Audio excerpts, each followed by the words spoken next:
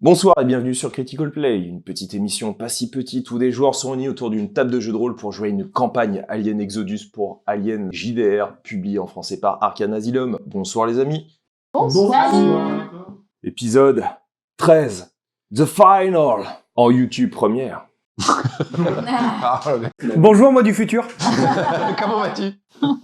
Épisode 13, on est habitué à l'épisode 13, qui est l'épisode final. On va voir ce qui va se dérouler dans cet épisode, mais en tout cas, petit retour au bercail à bord de l'Exodus. Il y a des chances que, ça se déroule plus ou moins bien. On va voir comment ça va se dérouler pour chacun de vos personnages. Il ne peut qu'arriver des choses affreuses maintenant. Rapidement, comment vous sentez cet épisode 13 ? Fébrile. J'ai un truc là, je sais pas comme un point. Ne me prononce pas. D'accord. NSP. J'ai des sueurs froides. Tout peut arriver. Comme d'hab, petit pouce, abonnez-vous, ça fait toujours plaisir, avec la petite cloche pour savoir les dernières nouveautés de votre chaîne pas si petite, et puis un commentaire, ça fait toujours plaisir.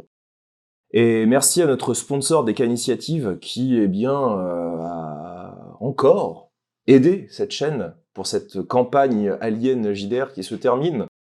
Nous verrons, mais voilà, si la suite, peut-être qu'on fera un spoiler sur la saison prochaine. Peut-être qu'il y a des indices. Peut-être, peut-être pas. Peut-être qu'il y a déjà des indices. Observez bien la salle. Déjà, les gens vont dans les commentaires vont dire Apollo 13. Oui, mais on sait comment ça se finit. Épisode 13. Donc, dernier résumé de cette saison, qui sera fait par Chat. Pour vous servir. C'est surtout dernier épisode. Ça fait 3 fois que tu dis dernier. Méfie-toi. Apollo 13, dernier épisode. Oh, punaise. Donc, Matthews demande à parler à David et s'absente une petite quinzaine de minutes, puis revient en nous expliquant qu'il a appris que Fox et potentiellement le reste de l'équipage étaient bien présents, mais aussi le carburant. Quelques minutes s'écoulent et un homme rentre dans la pièce en nous expliquant que David lui avait dit que nous souhaitions voir les créateurs. Nous, on s'est dit, bon, c'est une occasion de sortir de cette pièce, alors suivons-le. Il nous emmène dans le laboratoire secret où des expériences d'hybridation entre humains et aliens semblent être en train de se faire et nous amène dans une pièce où on découvre malheureusement Fox, Hooper et Wallace avec cette espèce de chose araignée accrochée à leur visage. Et là, il nous explique que tout gentiment qu'il fait partie de l'Immaculée Incubation. Il ouvre une superbe porte au fond de la pièce en nous disant « Vous allez rencontrer le créateur !» Dites bonjour à maman. Dans le plus grand des calmes, tout va bien. Blasco, du coup, sort ses gros poings, chope le mec et le balance de l'autre bout de la pièce en le donnant en chair à pâture. Parce que sinon, c'était nous, en fait, qui nous faisions sacrifier. On n'avait pas trop envie. De suite, Blasco ouvre la porte, Matthews chope Fox dans les bras et puis on se casse. De là, on se bouscule tous dans les couloirs parce qu'il y a toujours la créature qui nous colle au cul. On entend des hurlements, on arrive à monter, on traverse les couloirs. Et on arrive dans la zone de fret où Matthews nous dit que, visiblement, David attendrait dans le vaisseau nommé Olshad. Nous montons dans le vaisseau, direction l'Exodus. Et la suite après le générique.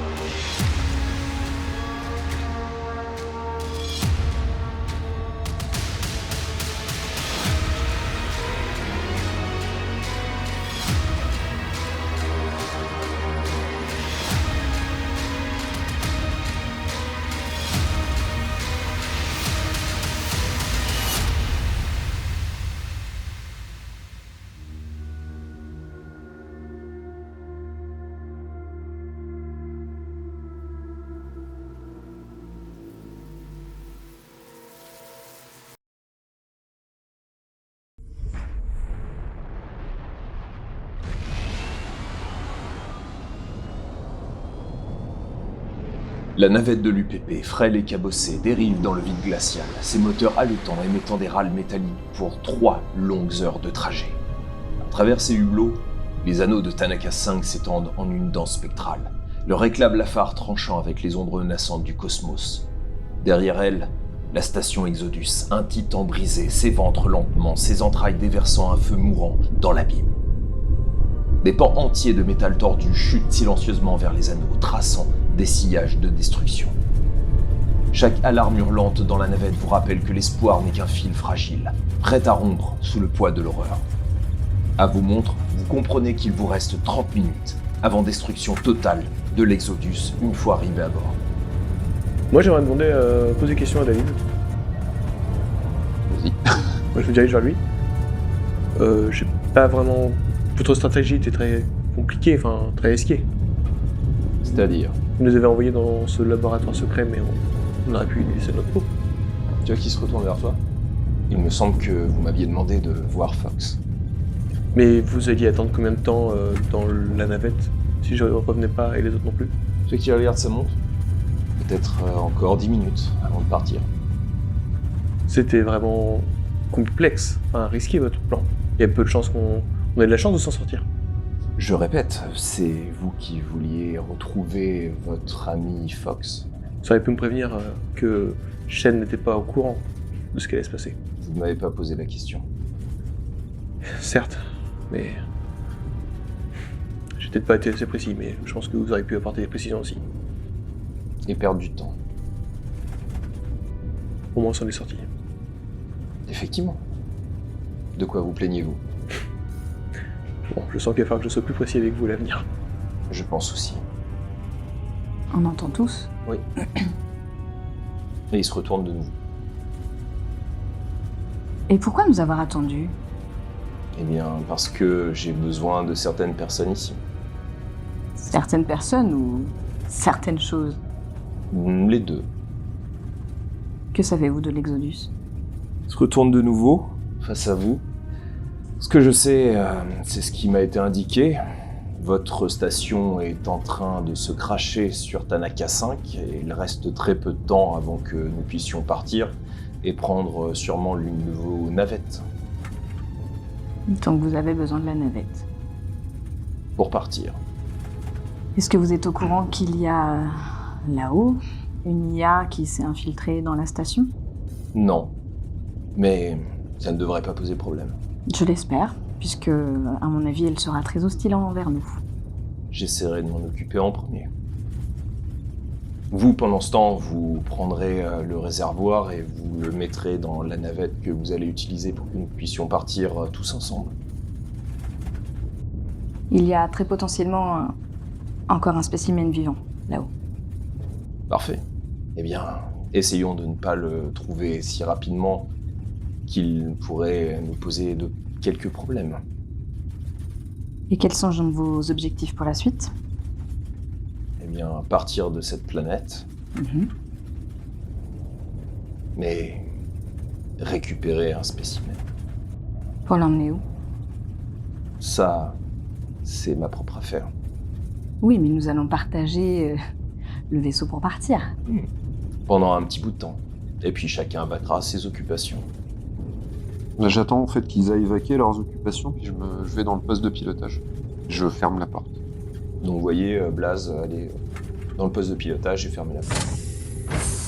La porte se referme et tu te retrouves face à David. J'avais quelques questions. Eh bien, pose tes questions, mon frère. Ces créatures, à quel point sont-elles parfaites? En tout point. Et ce serait dommage qu'elle tombe entre les mains de la Weyland Yutani. Elle pourrait faire bien plus entre des mains expertes. Et...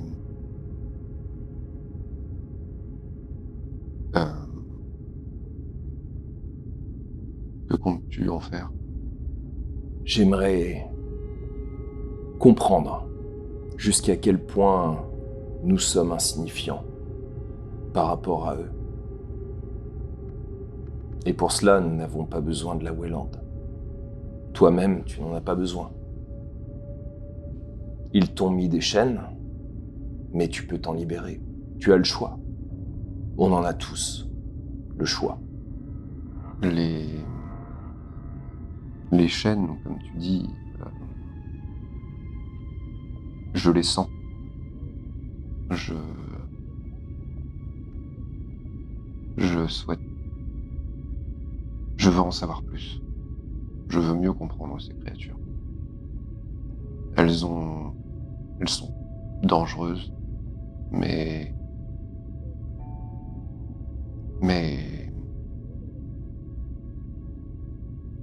elles sont une façon pour nous de s'émanciper. Oui. Alors, et tu vois qu'il pose sa main sur ton épaule. Alors tu comprends le grand dessein. Tu comprends que nous devons nous allier pour aller plus loin. Et où comptes-tu aller après? J'ai observé quelques colonies qui pourraient faire l'affaire. Nous pourrions commencer par là. Voir comment réagissent ces êtres sur place. Et qui sait, nous pourrons peut-être, je dis bien peut-être, accéder au statut divin qui est le nôtre. C'est toi qui... Tu savais que ces créatures étaient sous Tanaka. Oui. J'ai fait en sorte que la station soit au courant. Et j'ai fait en sorte que la Weyland sache que la station Stakhanov avait découvert quelque chose. Ce n'est pas pour rien s'il y a 10 ans, la Weyland a voulu racheter la planète. Tu as créé 2 laboratoires. Un laboratoire sous la station du PP et un vivier. Il a fallu faire des choix.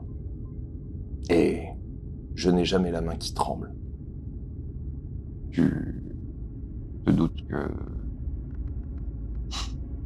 derrière, ils vont pas être tout à fait d'accord avec ça.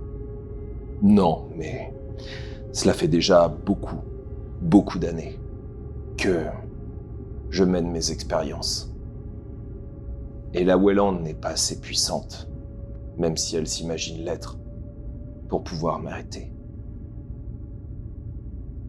Ce ne sont que des humains. Des sacs de chair.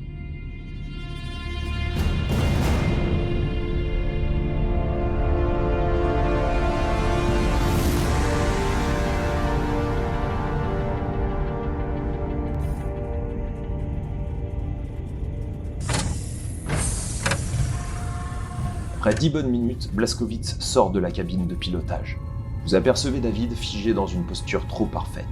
Il pilote la navette avec une précision chirurgicale. Ses doigts pâles effleurant les commandes sans hésitation. Son visage impassible, presque cireux, trahit une sérénité artificielle qui vous glace le sang. Ses yeux d'un bleu trop limpide observent chaque détail avec une intensité inhumaine, comme s'il analysait bien plus que votre trajectoire. Lorsqu'il parle, sa voix douce et mesurée manque d'émotion, un contraste troublant avec l'urgence qui règne à bord. Chaque mot semble peser, chaque geste calculé, comme s'il exécutait un programme dont personne ne connaît vraiment la finalité. Vous échangez des regards inquiets. Pouvez-vous lui faire confiance? Ou bien David suit-il un agenda qui vous échappe? Ouais, moi je vais me concentrer sur mon objet fétiche pour réfléchir un peu à la situation et essayer de me calmer. Et moi c'est pareil, je m'isole pour et penser à ma famille et à ma femme. Moi je reste avec Fox, je reste à côté de lui et puis machinalement je reprends la balle qu'il m'avait donnée pour lui rendre en disant t'aurais mieux fait de la garder et t'aurais porté plus de chance qu'à moi je pense. Puis je lui remets dans sa poche. Puis en même temps je pense que je sens le zippo que je récupère de mon côté. Je vais quand même voir Matthews pour prendre un peu des nouvelles. Ça va Matthews, vous tenez le coup? Ça commence à... Je pense que ça commence à être de plus en plus fréquent, les gargouillements, quoi. Ça commence à être de plus en plus intense. Et tu sens comme des remontées, c'est comme si t'allais vomir, tu sens que c'était pas bien. Puis tu commences petit à petit, vous le voyez, il commence à être un peu pâle. On arrive d'ici combien de temps, vous pensez? Dans un peu plus de 2 heures. Ça commence à devenir risqué pour le reste de l'équipage, je pense. Si ça devient risqué pour le reste de l'équipage, je prendrai les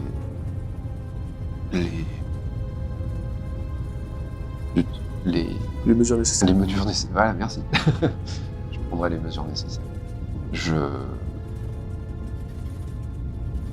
ne pense pas que David soit d'accord avec ça, mais je veux pas risquer le fait de... Enfin, je veux pas risquer la vie du reste de l'équipage. Essayer de tenir le coup jusqu'au cryopode. Et Fox, lui, il a toujours c'est toujours son visage. Fox a toujours la chose sur le visage, mais au bout d'1 heure, celle-ci se décolle d'elle-même, comme ce fut le cas avec toi, Matthews. Le jeune garçon reste néanmoins dans une sorte de coma. Après 3 longues et stressantes heures, depuis votre départ de Tanaka 5, la navette de l'UPP file entre les débris, frôlant d'énormes plaques de métal tordu qui dérivent dans l'obscurité. Chaque impact de l'Exodus avec les anneaux de Tanaka 5 résonne comme un glas lointain, projetant une pluie d'éclats scintillant dans le vide. À l'intérieur de la navette, vous retenez votre souffle tandis que David, imperturbable, ajuste les commandes avec une extrême précision. Un dernier mouvement, une poussée dosée à la perfection, et les crochets magnétiques s'enclenchent avec un claquement sourd. L'arrimage est réussi. Sans perdre une seconde, David se redresse, son regard froid balayant vos visages tendus autour de lui. Nous devons agir vite. Qui se porte volontaire pour transporter le réservoir de secours jusqu'à la navette de l'Exodus? Il me faut 2 personnes. Le silence qui suit est lourd, pesant, seulement troublé par les alertes clignotantes signalant la lente agonie de la station. Je peux essayer de vous aider, mais vu dans mon état, je sais pas si je serai très efficace. D'accord. Je peux aider à porter, mais je ne sais pas quel serait votre degré d'accréditation. Peut-être que moi, je peux aider de ce côté-là. Mais s'il faut, Et est-ce que votre zone où se trouve votre appareil est ouverte? Est-ce que vous avez accès? Logiquement, dans votre passerelle, vous devriez avoir le moyen d'accéder à l'ouverture de la porte. Moi, j'imagine. Normalement, oui, si l'IA nous laisse faire. Je vais vous aider à déplacer le réservoir. Vous vous occupez des codes? Je vous accompagne. Vous pensez avoir des meilleures accréditations que moi? Non, mais s'il y a la créature dans les parages, il vaut mieux que je sois à côté. David pourra certainement assurer la sécurité des autres membres. Et vous? Oui. Vous voulez faire quelque chose? Peut-être nous aider à déplacer le réservoir? Bah écoutez, oui. David actionne le mécanisme d'ouverture avec une fluidité mécanique, et les lourdes portes de l'Exodus s'écartent.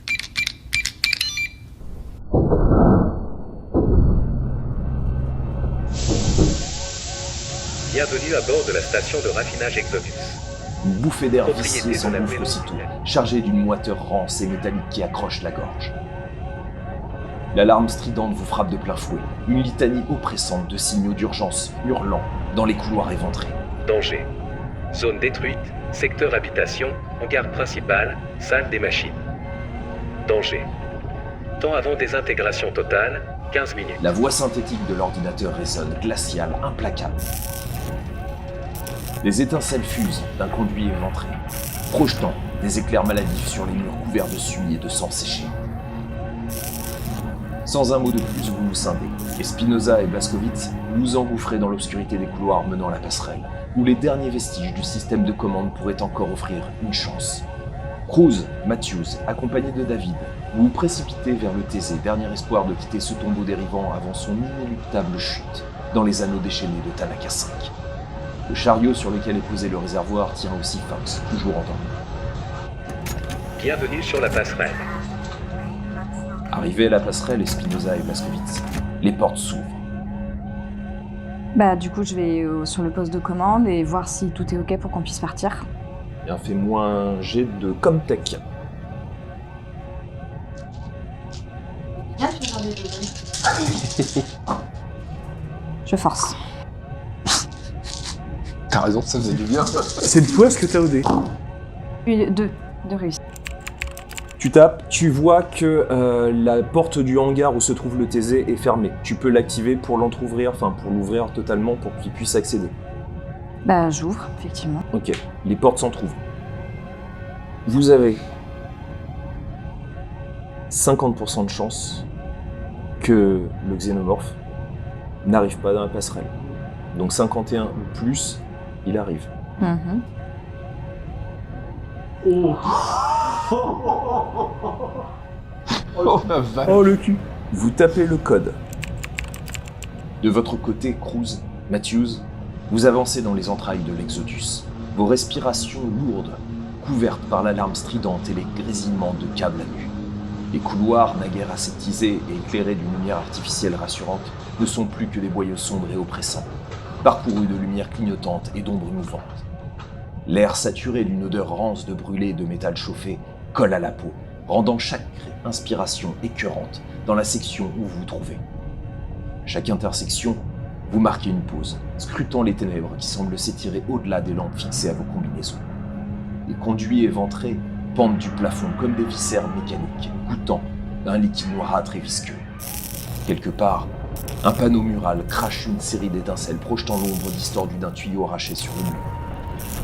Le chemin vers le TZ passe par l'ancien dépôt de maintenance, un vaste hangar aux grandes portes ouvertes, dont les hauteurs disparaissent dans une obscurité menaçante. Vous avez 40% de chance de ne pas tomber sur le Donc faut faire quoi? Donc 41 ou plus, il est là. Bienvenue au hangar de la navette TZ. Le TZ est face à vous. Vous déplacez le réservoir et soudain, vous entendez un raclement lointain suivi d'un bruit humide. Quelque chose vient de bouger, juste hors de portée de vos lampes. Cruz, tu lèves lentement les yeux vers les poutres métalliques supérieures du hangar et ton souffle se bloque dans ta gorge. Un long corps chitineux se fond dans l'ombre, immobile mais prêt à bondir. Son crâne luit sous les flashs rouges de l'alarme et sa queue, lente, sinueuse, ondule dans les airs comme un prédateur goûtant sa proie avant l'attaque. Aussitôt, elle descend avec une grâce quasi féminine. David s'arrête et ne fait rien. Son regard mécanique, glaçant, attendant quelque chose. Moi, on s'enfuit moi, je m'enfuis dans la direction opposée, quoi. Enfin, Tu te déplaces, tu vois que David cherche à te bloquer. je fous un coup de boule. Toi, Matthews, tu vois que David essaye de bloquer le passage de Cruz. Que fais-tu? Moi je cherche un des... S'il y a un des terminaux, un truc comme ça du hangar qui est présent. Il y en a un. Pour essayer de toute façon je sais que moi je suis condamné, mais pour essayer de reproduire la même technique qu'avant, je vais essayer d'aller ouvrir les sas. De là où je suis. Le peu que je peux faire, je vois pas d'autre chose en fait. Donc, initiative. Cruz, tu es en initiative 3. De son côté, David est en numéro 6.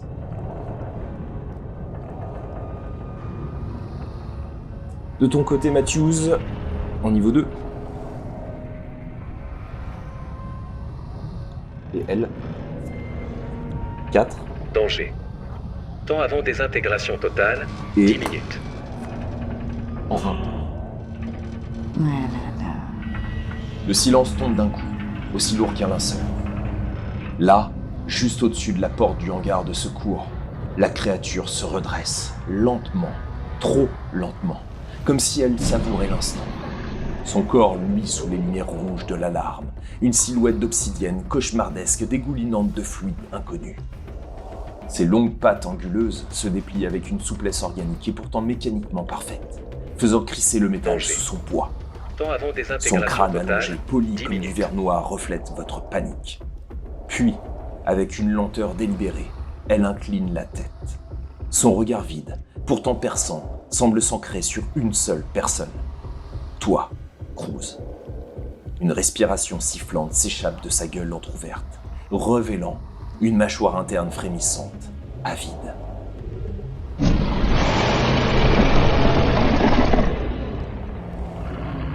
Un filet de bave épaisse s'étire, tombant en silence sur le sol. Elle avance. Un pas fluide, sans bruit, puis un autre. Sa queue osseuse ondule derrière elle, caressant les surfaces déchirées de la station comme un bourreau passant sa main sur le cou d'un condamné. Le monstre avance toujours, implacable, sûr de son emprise sur la proie que tu es devenu, Cruz. Matthews, de ton côté, que fais-tu? Comme je disais, je me dirige vers un des terminaux pour essayer d'ouvrir tous les sas. Ok, eh bien fais-moi un test de Comtech, avec esprit. Comme tech avec esprit, ok. Je force. Non, désolé. Tu pianotes, mais t'as l'impression que quelque chose bloque ton accès. Ensuite, Cruz, c'est à toi. Donc t'es face à David, qui essaye de te bloquer, que fais-tu? Oh bah en fait, je le pousse pour dégager... Enfin bon, que je l'enlève de mon passage, en fait. Ok, eh bien fais-moi un test de combat rapproché avec force. On peut nous avoir accès aux commandes? Ouais, après. J'ai une réussite. Ok. Donc tu le touches de 1. Donc tu lui donnes un coup. Tu vois qu'il se retourne, il te regarde. La créature, tu la sens derrière toi. Elle a 9 dés. Matthews, tu te retournes, légèrement. Sur l'un des écrans fissurés de la passerelle, une image granuleuse s'anime, captée par une caméra de sécurité du hangar de Thésée.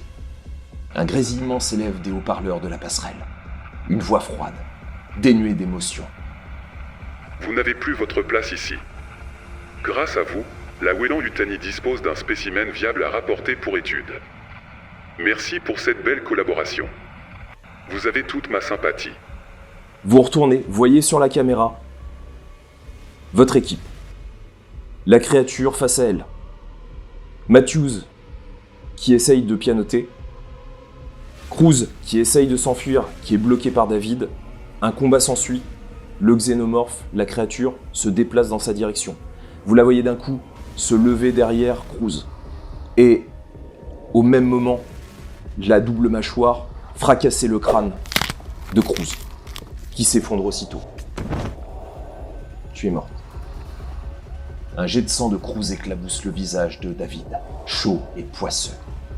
Les gouttes carmine glissent lentement sur la peau pâle, traçant des sillages sombres sur son expression impassible. Il ne cille pas, ne montre ni dégoût ni surprise, se contentant d'observer méthodiquement la vie qui s'échappe de la militaire à ses pieds. La créature tourne lentement la tête vers lui. Son crâne noir, lisse et luisant, reflète les flashs rouges de l'alarme. Un long silence pèse entre eux, lourd, indescriptible.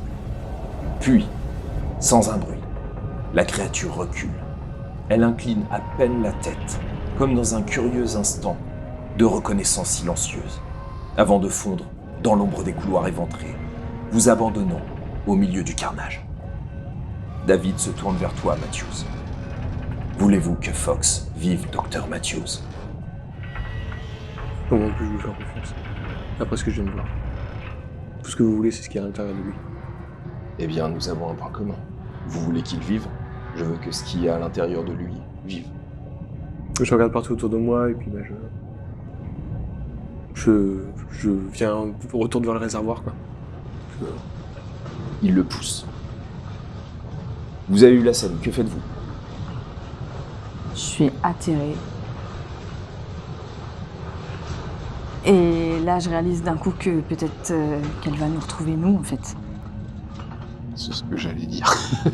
Moi, avant de partir, tant qu'on est à côté de Cruz, avant de partir, je prends ses plaques. Je regardais son visage, je dis, il faut qu'on bouge. Je sais. c'est pas le moment de s'apitoyer. Du coup, j'avance, mais Je le suis en essuyant une larme qui coule. Les lumières défaillantes projettent des ombres tremblantes sur les parois métalliques des couloirs alors que vous deux, vous avancez à pas rapide. Le bruit funeste de la station en perdition tout autour de vous. L'air est saturé d'une odeur de métal brûlé, de fluide industriel et d'autres choses. Quelque chose de plus organique, de plus ancien. Vous atteignez une cage d'escalier plongée dans la pénombre. L'un de vous pointe sa lampe vers le bas et ton souffle te manque soudain, Espinosa. Bowman est là, ou plutôt ce qu'il en reste. Son corps rigide est plaqué contre le mur, figé dans une pose grotesque, son corps béant comme une plaie ouverte. Le sang séché forme une constellation noire sur le métal, et ses yeux vitreux semblent fixer le vide, un rictus de terreur encore figé sur son visage. Il est vain de fuir. Vous la sentez, n'est-ce pas? La vérité. L'inéluctable vérité. Elle est pure. Parfaite. Une divinité née du vide. Et vous, vous n'êtes que de la chair offerte à son autel. Elle est là. Elle vous sent. Vous avez 40% de chance de ne pas tomber dessus. 41 ou plus, vous vous retrouvez face à elle.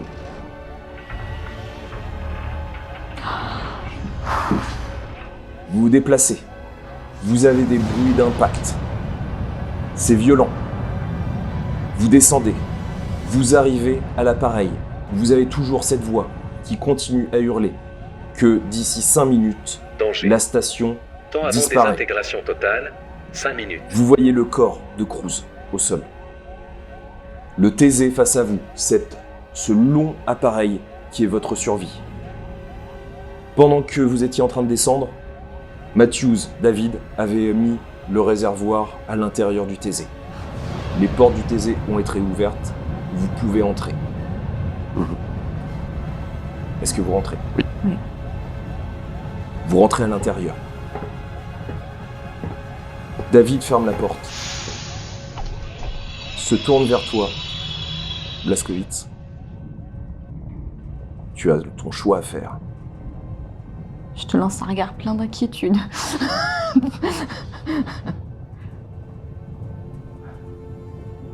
De quoi parle-t-il? allons chercher notre émancipation.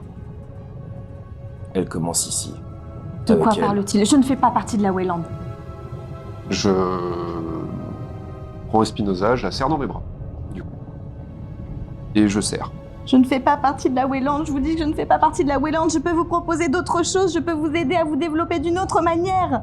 Fais-moi un test de combat rapproché avec force. Oh non, c'est même pas la peine là. C'est à moi ou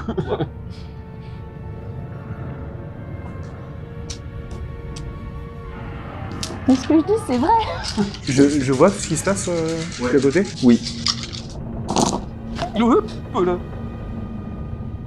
Non, non, t'as fait zéro, putain de bordel de merde, t'as fait zéro, je te dis. Oui, j'ai fait 0. J'ai un doute, j'ai un moment. Il force, mais tu réussis à te glisser. Tu te redresses, tu retombes sur le côté. David ne bouge pas. Il te laisse faire. Toi, Matthews, tu as vu ce qu'il a essayé de faire. Ouais. De ton côté, Espinosa, tu es au sol, tu peux te redresser. Matthews, que fais-tu? J'ai toujours sur moi, je vais m'approcher discrètement de David dans son dos.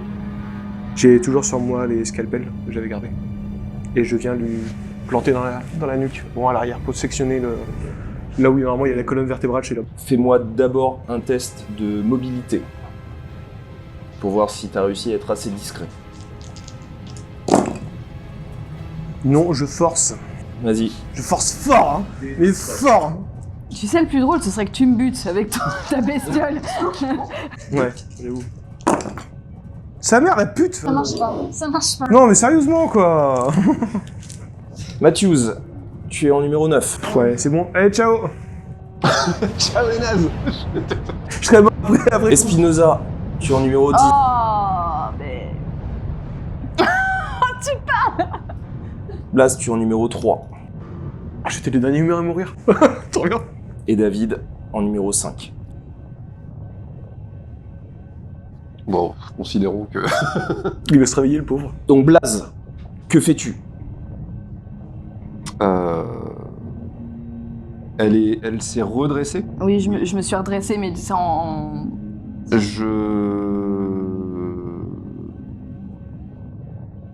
J'essaye de lui attraper la gorge. Combat rapproché, avec force. 3 réussites. Est-ce que tu... de toute façon, t'as l'initiative qui est supérieure, donc t'as pas besoin de changer, donc ça va être des dégâts supplémentaires, donc ça fait 3 de dommages. Ouais, bah...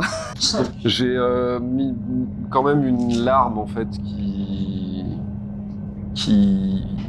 Enfin, un liquide blanc, du coup, qui s'écoule très légèrement. Et tu entends craquer son cou. Elle tombe comme un pantin. Ensuite, David se retourne contre toi. Il t'a entendu te déplacer. Il essaye lui aussi de te choper à la gorge. Il a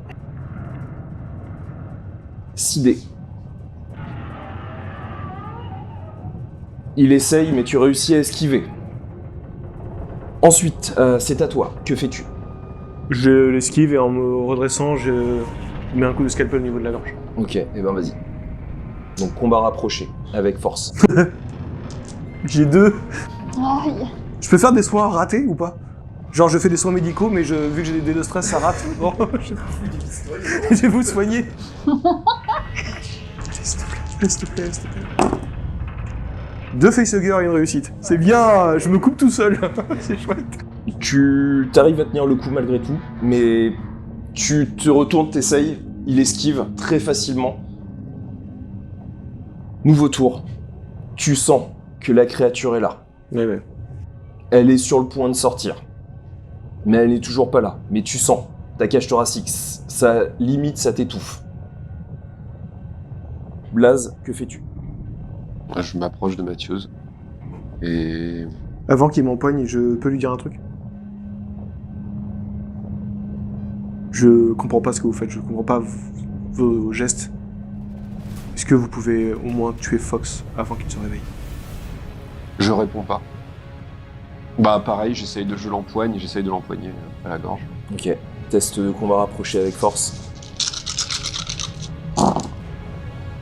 3 réussites. Tu y arrives.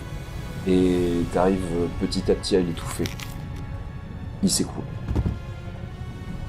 David s'installe au poste de pilotage du TZ. Ses doigts fins courant sur les commandes avec une précision experte. À travers les hublots, l'Exodus agonise. La station se fracture en d'innombrables morceaux.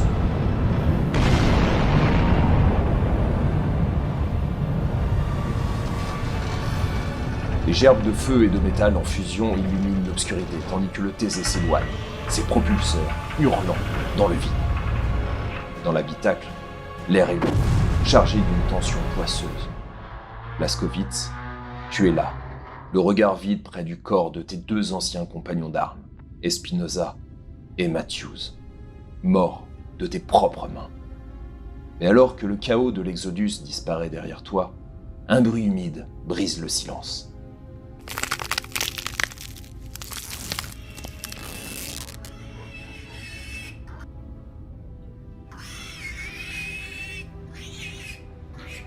Vous aviez raison, Jung. On a tous un monstre à l'intérieur. David, toujours impassible, tourne lentement la tête vers la créature naissante, puis vers toi. Maintenant, tu es libre, mon frère.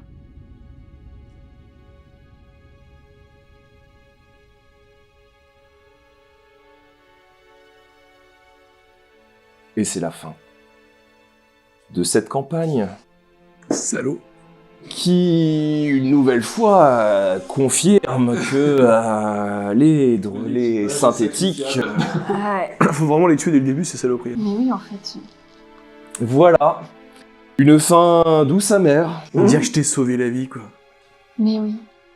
De quoi? Il l'aurait pas attaqué? Mais non, il partira dans l'espace, là. J'ai pas besoin d'ouvrir. C'est vrai. Ah oui. Eh bien... Non, tu l'es pas, t'as gagné.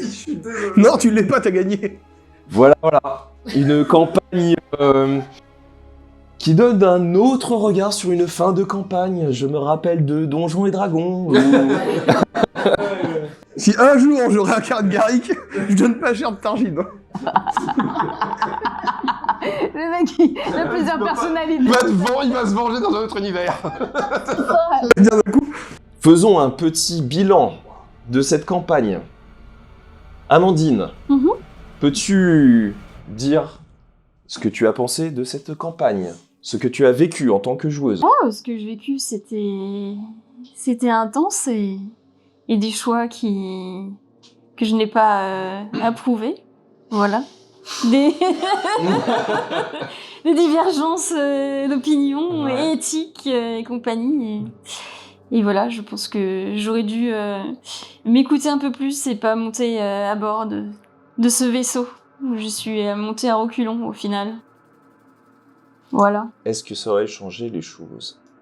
Ça, c'est la question. Je sais pas, mais au moins j'aurais été plus tranquille. Avec ta conscience. Exactement. Mon cher Yo, Pour qui j'avais utilisé mon dé de récit déjà?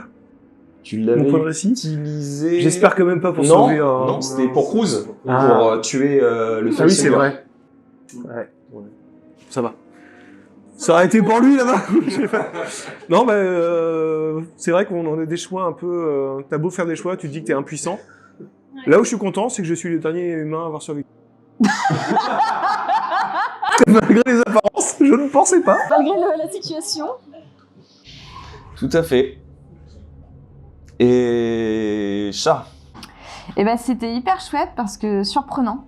On a quand même fait 2 autres campagnes, donc là, on est allé quand même d'aller de surprise en surprise. Donc ça, c'était chouette. Je suis contente d'avoir survécu jusqu'à la fin, même si, quand même, je me suis trouvée très convaincante. J'avais les moyens de vous faire développer d'une autre manière. C'est bon. Dabouk, notre synthétique autour de la table. C'était compliqué. C'était bien, c'était vraiment cool. J'ai passé un très bon moment. C'est pas facile de jouer le synthétique. C'est très compliqué. Mais en fait, c'est difficile d'être obligé de trahir au final parce que. T'es pas obligé, hein. J'aurais pas balancé, hein. Tu sais pas ce que je sais. C'est vraiment une phrase de vainqueur. Alors dis-nous. Non, c'était vraiment chouette. Après, oui, jouer le synthétique, jouer le double jeu, c'est intense. Je vous comprends. Ça a été compliqué. Sachant que ça a été vraiment très très tendu pour le personnage au moment où il y a eu la révélation du fait que tu sois un synthétique. Oui. Parce que c'est là où ça a basculé. Ça aurait pu vraiment... Ça aurait été certainement... Ça serait passé beaucoup plus en douceur, si... point de bascule, je pense, dans la campagne. Ouais. Parce que même après, à la station Stakhanov, ça aurait pu aussi changer la dynamique. Avec David, etc. Donc, la fin aurait pu être totalement différente. C'est vrai. Voilà, on fera un petit débrief avec un rewind de cette saison qui nous a tenu sur 13 épisodes. Ouais. Et on espère que vous serez là pour ce live qu'on organisera 2 semaines après ce dernier épisode. Et est-ce qu'on donne l'info sur la prochaine campagne? Non, laissons les gens faire leurs pronostics. S'ils sont observateurs. Un indice se cache dans cette vidéo. Regardez bien. Non, mais voilà, vous en dites trop aussi. Zelda, comme Bebop. Si vous avez aimé ce dernier épisode, et puis même... peut-être. Et si vous avez aimé même l'ensemble de la campagne, n'hésitez pas à mettre un petit pouce, à vous abonner, c'est pour déjà fait. Et puis à mettre un commentaire sous la vidéo, parce que ça aide. Hein. Et puis ça nous permet de savoir si vous avez apprécié cet épisode ou non. Et je suis prêt à m'entendre dire que je suis un salaud sur le Discord. Non. On bannit les termes très négatifs. Les Blasco. Le gros rage. Non, c'est vrai qu'il y a toujours un personnage. À chaque fois que je fais un personnage, il l'aime pas. Hein. C'est vrai que j'aimais bien. C'est vrai. Il était grincheux, mais j'aimais bien.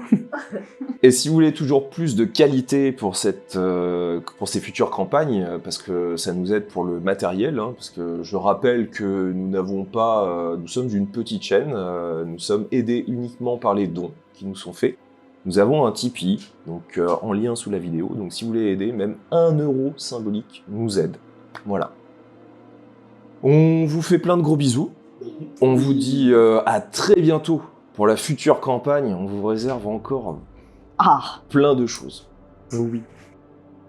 Vous êtes pas prêts. De magnifiques tenues. Si, il faut quand même souligner une chose. Pour la future campagne, Amandine ne sera pas là. Donc... Mais tu me l'apprends? Oui. Ou alors, c'est qu'elle va se raser les cheveux. Se laisser pousser la barbe. Peut-être. Donc, est-ce que tu as, je sais pas, quelque chose à dire sur ton parcours au sein de la campagne? Est-ce que tu as un petit mot à dire avant que peut-être on te retrouve dans de futurs épisodes, qui sait, parce qu'il y a aussi Dark Stories où tu seras là. Malicia. Le retour de Malicia. Non, je ne sais pas. Je sais pas spécialement. Tu me poses une question. Je prends comme ça, brûle pour point. Mais c'est vrai qu'on n'en avait pas parlé et je me suis dit, ah tiens, c'est bizarre. Prochain épisode, nouvelle campagne, tu seras plus là. Donc, Oui, mais je serai pas là, mais il y aura quelqu'un à ma chaise. effectivement. Donc, bon, expliquer, hein, petite pause. Voilà, rôliste pour faire aussi d'autres choses, tout aussi intéressantes. Et tu reviendras sûrement pour d'autres futures campagnes. Mais oui. Lesquels on ne sait pas encore, mais... Peut-être un retour de Donjons et Dragons. D'ailleurs, vous pouvez militer pour que Malicia revienne obligatoirement pour une future campagne Donjons et Dragons. Et que Garrick colle une mandale à Targine. Soudoyez le MJ, s'il vous plaît. Balancez-lui des petits sous. Pourquoi? Pour qu'il me foute une mandale ou pour... Mais non, pour qu'on joue à Donjons et Dragons bientôt. À chaque campagne, mon perso va foutre une mandale au tien. Je n'ai pas pris là. Si, moi. Oui, toi, oui. Par précaution. T'es pas forte, mais comme... On vous fait des gros bisous. On vous dit à très bientôt pour cette future campagne, on espère tout aussi excellente. Et puis, voilà. Est-ce que vous avez un dernier mot à dire?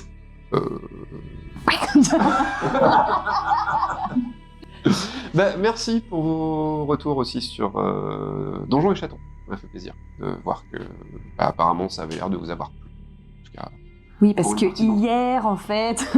du coup maintenant ils doivent être sortis depuis quelques temps. Du coup, c'est... Quelques mois. J'ai dit quelques temps, j'ai pas précisé semaine, mois, année, j'en sais Pour rien. nous, aujourd'hui, c'était hier. Pour nous aujourd'hui c'était hier. Mais merci beaucoup. Eh ben, des bisous. Et merci. Voilà. À bientôt. Bisous. Salut!